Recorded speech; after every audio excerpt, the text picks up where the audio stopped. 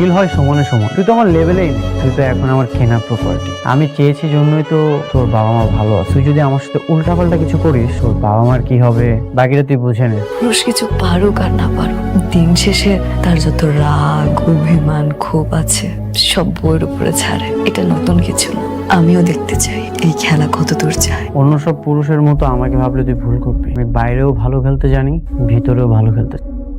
তুই আজ থেকে এখানেই ঘুমাবি। যা এখানে শুয়ে পড়। আরে কি হলো? সুন্দর মতো ফ্লোরে ঘুমিয়ে যা। কি তোদেরকে বলেছিলাম না আমার টার্গেট কখনো মিস হয় না? এবার বুঝতে পেরেছিস? বাপ রে বাপ, তুই তো একটা জিনিস। বাজিতে জেতার জন্য চিরশত্রুকেও বিয়ে করে ফেললি। হ্যাঁ, চিরশত্রুকে বিয়ে করলাম। অনেক বেশি অহংকার করেছি। আজকে ওর অহংকার আমি মাটিতে নামিয়ে দিয়েছি। সারা জীবন এখন আমার গোলাম হয়ে থাকে। আপনি কি বন্ধুদের সামনে এভাবে অপমান করার জন্য আপনি নিয়ে আসছেন? না, আমি তোমাকে এখানে অপমান করার জন্য নিয়ে আসি। তাহলে কেন নিয়ে আসছেন আমাকে?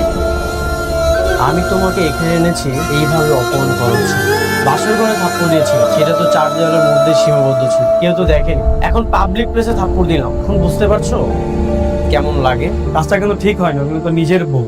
কে বউ? ওর মতো মেয়ে আমার বউ হওয়ার যোগ্যতা রাখে নাই। আমি ওকে আরো অনেক অপমান করি, তারপর না হয় ডিভোর্স দিয়ে দিব। দেখ যেটা ভালো মনে করিস।